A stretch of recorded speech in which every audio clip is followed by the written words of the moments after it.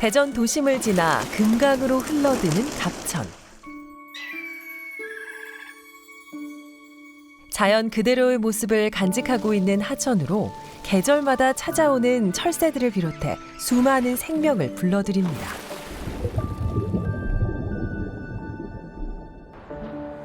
도심 한가운데서 어떻게 다양한 생태계가 보존될 수 있었던 걸까?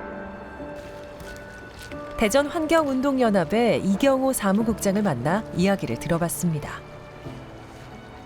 하천이랑 산, 그리고 여기 건너편에가 농경지였거든요. 그러니까 논, 산, 강, 이게 완벽하게 조화를 이루면서 사실은 좀 다양한 생태계들이 서식하는 공간으로 남아 있습니다. 그러니까 도시 안에 있지만 사실은 좀 생태계를 잘 유지할 수 있는 기본적 조건들을 잘 갖추고 있어서 수리봉이나 큰고니 이런 이제 멸종위기 조류들도 이곳에서 서식하면서 좀 다양한 생태계가 유지되는, 그러니까 먹이 사슬이라고 하는 것과 그리고 먹이 피라미드 구조가 완성되어 있는 형태의 그 생태계를 유지합니다.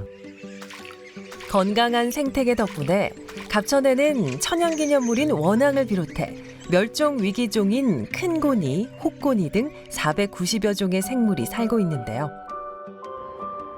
갑천의 생태를 시민들에게 알리기 위한 다양한 프로그램도 운영되고 있습니다. 12월에서 2월까지 매주 한 차례 갑천의 겨울 철새를 탐구하고 철새들에게 먹이를 주는 겨울 철새 학교가 열립니다. 지금 보는 요 새가 원앙이라고 하는 새인데 천연기념물 327호로 지정되어 있습니다. 그래서 국가적으로 좀 보호받는 종이라고 할 수 있고요. 평소에 자주 못 보던 새들이 참 많은데 되게 신기했어요. 선생님이 이렇게 보여주시는데 너무 신기하다는 느낌? 네, 도감에서 볼 수 있는 거를 실제로 보니까 너무 좋았어요. 갖다 줘보세요. 네, 이렇게 그렇지. 모아놔야 돼. 모아놔야 돼. 이어서 진행된 프로그램은 철새 먹이주기인데요. 이곳 탐립 돌보는 갑천에서 가장 많은 철새가 찾아오는 곳입니다. 갑천에 찾아오는 새들한테 먹이를 줘서 좀 안정적으로 서식할 수 있는 조건들을 마련하자라고 해서 2015년부터 먹이 주기를 시작했고요. 지금 올해로 한 9년 정도 계속 먹이를 줍니다. 지금은 기후위기, 그 다음에 여러 글로벌 트렌드 자체가 자연을 잘 보존해서 서로 돕고 사는 환경을 만드는 게 트렌드입니다. 그리고 지자체나 국가적 트렌드도 여기를 어떻게 잘 보존해서 시민들이 공생할 수 있는 공간으로 유지할 거냐. 이게 사실은 기후위기나 향후의 지구의 안정성, 지속 가능성 이런 걸 확보하는 일이다 이렇게 생각하기 때문에 도시 구조 자체도 좀 바꾸고 있고요. 여기에 대한 인식도 좀 바꾸고 있습니다. 일상에 지친 시민들의 휴식 공간이자 다양한 동식물들의 삶의 터전인 갑천. 대전 시민들은 갑천이 어떤 공간이 되길 바랄까요? 와보니까 철새들도 많고 희귀 동식물들도 많아가지고 대전 맨날 볼 거 없고 노잼도시라고 놀리고 다녔었는데 친구들 데리고 와서 같이 보면 좋을 것 같아요. 평소에 갑천에 산책을 자주 하고 힐링을 위해서 자주 가는데 최근에 뉴스를 보니까 이제 갑천이 세계적으로 또 인정을 받고 있다 하더라고요. 그래서 좀 대전시 차원에서 좀 갑천을 많이 발전시키고 키워나갔으면 좋겠습니다. 오랜 시간 대전에 흐르며 온갖 생명을 품어온 갑천. 기후 위기 시대 자연과 인간이 공존할 수 있는 생태 자원으로 갑천이 주목받고 있습니다. 갑천에 이처럼 다양한 생태계가 펼쳐져 있고 수많은 동식물이 살아가는지는 몰랐습니다. 사실 저도 이곳 KBS 대전방송국 방송국에서 하루에도 10번 이상은 내려다보는 갑천인데 항상 가까이 있어서 그랬는지 그 가치를 미처 다 알지는 못했는데요. 신서우 기자, 갑천이 생태적 가치도 크지만 대전 시민들에게는 각별한 의미가 있지 않습니까? 네, 저도 어릴 때 갑천에서 물놀이 하면서 뛰어놀던 기억도 있고요. 또 요즘에도 가족들하고 같이 가끔 산책을 나가기도 하는데요. 갑천 습지는 1999년이었죠. 갑천 고속화도로가 놓일 위기에서 시민들이 직접 나서서 지켜낸 적도 있는데요. 갑천은 수많은 동물과 식물뿐 아니라 대전 시민들의 추억이 깃든 공간이기도 합니다. 예. 대전이 빠른 속도로 변화와 또 발전을 거듭하는 중에도 도심 속 하천은 묵묵히 흐르며 수많은 생명을 품고 시민들의 곁을 지켜왔습니다. 도시개발의 흐름이 개발 일변도에서 사람과 자연이 조화롭게 공생할 수 있는 방식으로 바뀌며 도심 속 하천의 중요성과 또 역할이 더욱 주목받고 있는데요. 모건대 도시공학과 최정우 교수, 대전시 하천정책팀 박명호 팀장과 이야기 더 나눠보겠습니다. 두 분 자리해 주셔서 고맙습니다. 네, 반갑습니다. 먼저 최정우 교수님, 도심 속의 하천인 갑천 얼마나 중요한가요? 네, 하천은 도시의 발전이나 도시의 유지에 있어서 굉장히 중요한 역할을 합니다. 큰 강을 가지고 큰 도시로 발전하는 경우들도 있고요. 그다음에 작은 강이지만 잘 가꾸어서 도시의 중심이 되는 경우도 있죠. 강의 양안을 이어주는 다리가 그 도시들을 연결하고 기능들을 연결하게 되는데요. 대전 같은 경우에는 갑천, 유등천, 그리고 대전천, 3대 하천이 있잖아요. 이 하천들이 적절한 규모가 되는 바람에 양쪽의 기능들을 잘 이어주고 도시 기능을 잘 연결해주고 있다고 봅니다. 아울러 하천이 갖고 있는 생태적인 어떤 기능, 그다음에 시민들이 함께 이용할 수 있는 그 자리에 나가서 운동도 하고 산책도 하고 다양한 활동을 할 수 있는 기능들이 공원, 녹지, 생태, 다양한 기능을 제공한다고 할 수 있겠습니다. 예, 게다가 갑천 습지는 전국 유일의 도심 속 습지로 보존된 자연 하천 구간인데요. 그 멸종 위기종인 수달이나 삭, 미호종개 또 맹꽁이를 비롯한 490여 종의 동식물이 살고 있습니다. 이번 겨울에도 원앙과 호꼬니 그리고 호사비 오리와 노랑부리 저새 등 멸종 위기의 철새들이 갑천을 찾아오기도 했습니다. 네. 이 갑천이 있기에 사람도 또 야생 생물도 한 도시 안에 어우러져 살 수 있는 것이 아닌가 싶은데요. 최근 도심 속 하천의 중요성이 부각되며 지자체에서도 하천을 두고 여러 노력을 하고 있습니다. 자, 박명호 팀장님, 네. 대전시에서는 어떤 정책들이 추진되고 있습니까? 네, 이게 시에서도 이제 갑천을 이제 국가 차원의 그 보호와 관리가 필요하다는 것을 느껴서 2012년도하고 13년도에 그 환경부에 그 두 차례 국가 습지 보호구역 지정 신청을 한 바 있습니다. 근데 그 당시에는 습지 보존법상에 그 하천이 이제 습지에 포함이 안 됐었습니다. 그러다 보니까 지정을 못 받았습니다. 그러다가 이제 계속 그 환경부와 협의를 하는 과정에 2021년도에 환경부에서 그 습지 보존법이 이제 개정됐습니다. 그러므로 인해서 저희들이 작년 6월에 국가 습지 보호구로 지정을 받았습니다. 앞으로 금강 환경청과 함께 습지 조사라든지 또 훼손지 복원 등을 통해서 최대한 그 보존 계획을 좀 수립하고요. 그리고 이제 시민들에게도 또 알릴 수 있도록 체험 기회도 제공할 계획입니다. 그뿐만 아니라 이제 국제적 그 위상을 좀 높이기 위해서 저희들이 남사르 습지 도시 인증에도 도전해 볼 계획입니다. 예.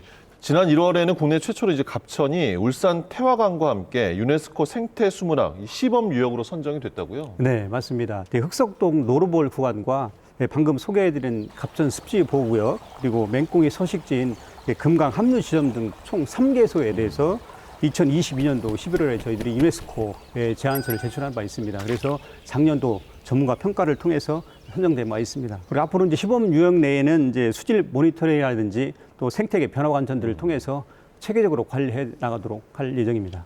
예, 유네스코 생태 수문학 시범 유역은 그 생태 수문학적으로 우수한 하천을 전 세계에 알리고 또 해당 하천의 관리 기법이나 우수 기술을 세계에 전파하는 게 목적인데요. 전문 평가단은 대전 갑천이 생태적으로 또 환경적으로 우수하고 또 생물의 다양성과 각종 조류가 서식할 수 있는 환경이 조성된 점을 높이 평가했다고 합니다. 그렇군요. 그런데 최정우 교수님, 도심 속 하천이나 녹지가 뭐 중요하다 우리가 말은 하지만 실제 도시에 어떤 작용을 하기에 중요성이 더 강조가 되고 있는 건가요? 네, 하천은 단순히 물이 흘러가는 공간의 의미보다는 도시에서 시민들이 모여서 교류를 하고 상업의 장을 이루는 그런 큰 틀의 도시가 만들어지는데 여러 가지 역할을 하게 됩니다. 교통이라든가 아니면 운송, 그다음에 방어적 역할, 그리고 우리가 필요로 하는 상수도, 물을 얻는 거죠. 그다음에 마실 수 있는 물을 얻거나 아니면 하수도, 이런 다양한 기능들을 도시의 시민들에게 제공하고 있기 때문에 하천을 통해서 그 도시가 어떻게 성장할 것인가 하는 것들을 우리가 생각할 수 있고요.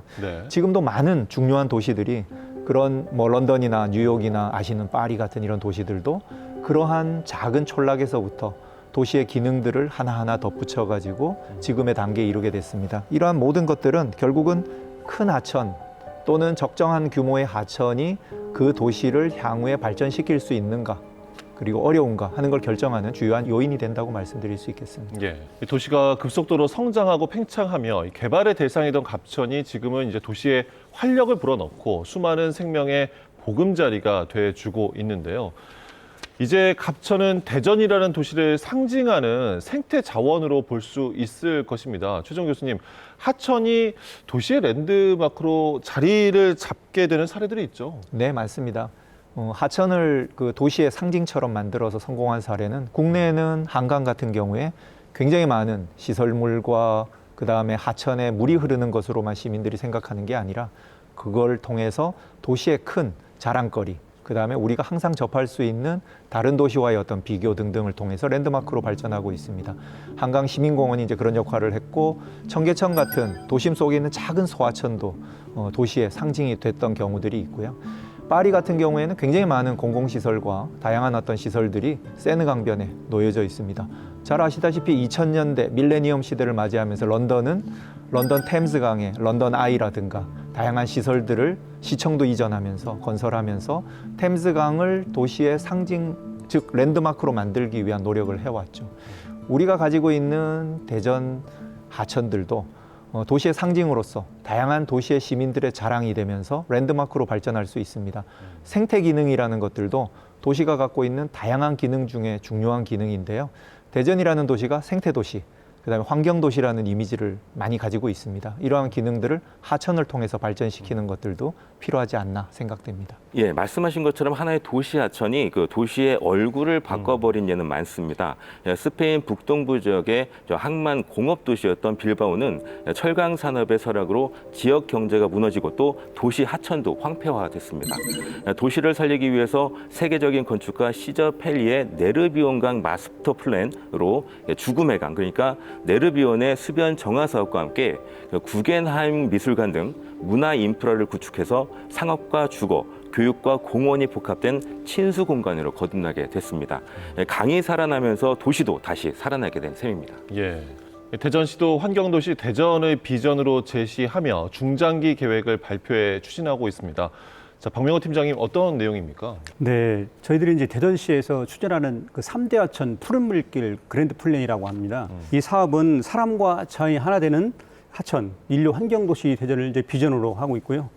또한 2032년까지 2조 7천억 원 정도를 투자를 해서 전 구간 7수 수질 유지와 생태 복원 그리고 무제외 저탄소 환경을 갖추는 것을 목표로 하고 있습니다. 사업 분야를 보게 되면 이수, 치수, 환경, 친수, 교통문화 등 5개 분야를 이제 마련해서 30개 사업을 좀 추진할 계획이 있는데요.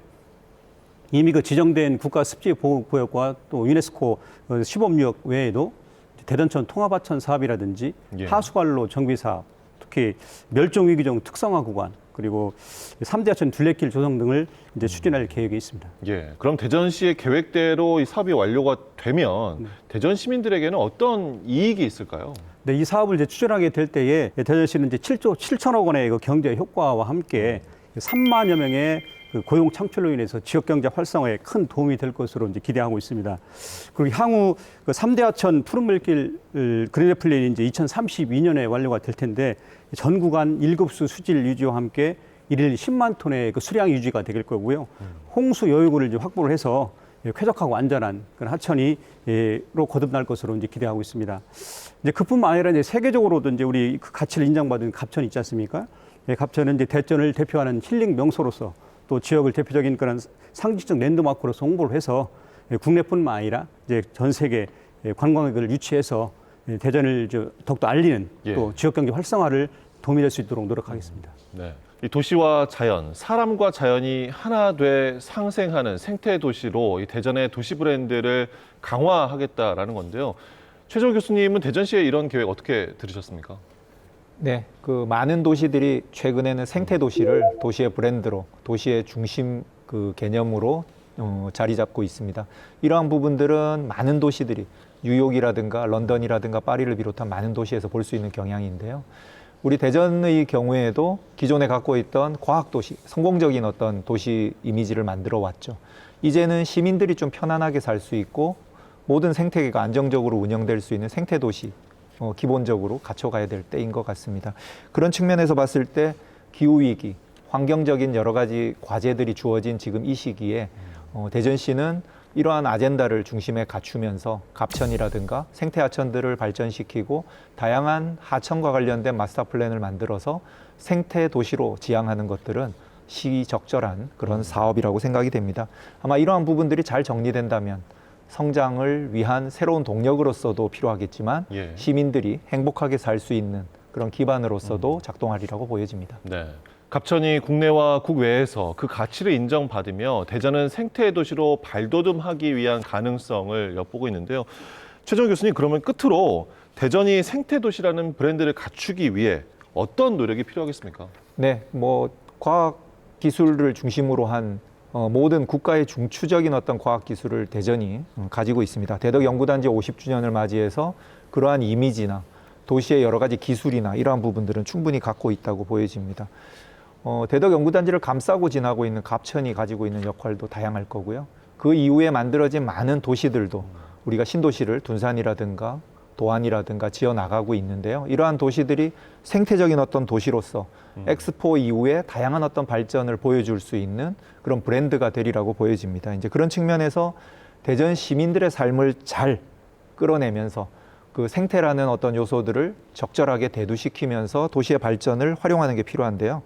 기존에 단절됐던 도로나 교량이나 여러 가지 형태로서 단절되었던 하천의 역할들을 강화하고 생태적인 기능을 살려내고 갑천이나 이런 주변에서 있었던 생태계의 보존에 대한 국가적인 어떤 역할들도 같이 키워나가고 하면서 대전의 발전을 위한 중요한 역할로서 이 그 생태 하천에 대한 부분들을 끌어낸다면 아마 대전은 앞으로 다른 도시들이 부러워하는 그런 도시가 되고 시민들의 만족도도 높아지리라고 보여집니다. 예. 하천이나 숲, 도심 속에 자리한 자연은 도시민들의 삶의 질을 높여주며 또 수많은 동식물의 보금자리가 돼줍니다. 뿐만 아니라 도시를 더욱 매력적으로 만들어주기도 하는데요. 도시와 자연이 공존하는 생태도시 대전, 앞으로가 더욱더 기대됩니다. 자, 모건대 도시공학과 최정우 교수, 대전시 하천정책팀 박명호 팀장, 그리고 신서우 기자 세 분 말씀 고맙습니다. 네, 감사합니다. 여러분은 지금 시사인 대세남과 함께하고 계십니다.